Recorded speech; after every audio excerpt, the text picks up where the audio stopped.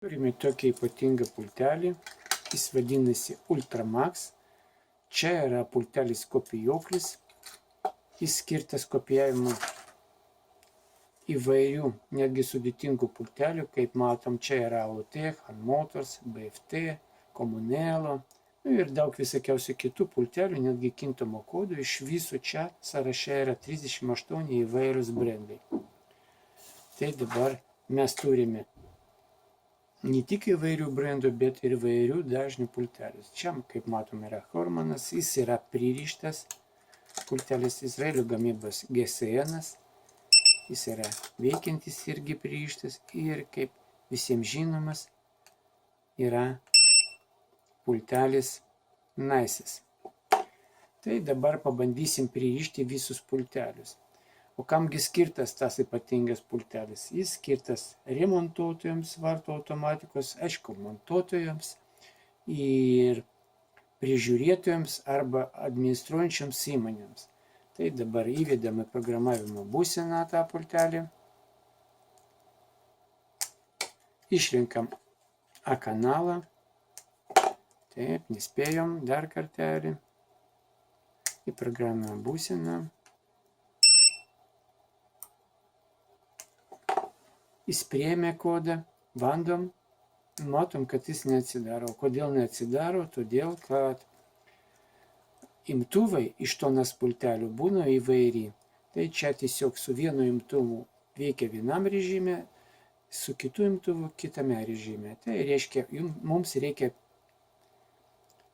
perkelti į kitą režimą. Kaipgi čia daroma? Va taip, spaudžiam B ir D, spaudžiam A. Matome, buvo vienas kartas sumirksėjo, laukiam, neatleidžiam, laukiam, kol sumirksės 2 kartus. Pervedėm į kitą režimą, bandom atidaryti. Puikiai atsidaro. Tai dabar liko pas mus B, C ir D laisvi.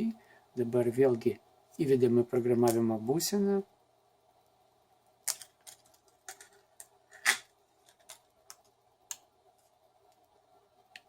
Taip. Pultelis parodė, kad nukopijavo Horman signalą, dabar parodysim, ar jis veikia. Tikrai veikia. Dar liko pas mus GSN pultelis, vėlgi įvedame programavimo būseną. Liko laisvas C, irgi priėmė ir dabar žiūrim, ar tikrai priėmė signalą ir nukopijavo iš GSN. Tai puikiai veikia. O toks įdomus pultelis, kuris nereikalauja jokio pririšimo, jis iš karto kopijuoja netgi kintamus kodus, kaip mes matėme iš to pavyzdžio, ir tokius sudėtingus kodus, kaip Hormano kodas, kadangi jis turi labai aukštą dažnį. Tai kaip ir minėjau, šitas pultelis skirtas tiems, kurie neturi prieigos prie imtuvo ir negali tiesiogiai įprogramuoti pultelį į automatiką. Tai yra administratoriai, arba remontuotojai, arba spinų ir raktelių gamybos meistrai.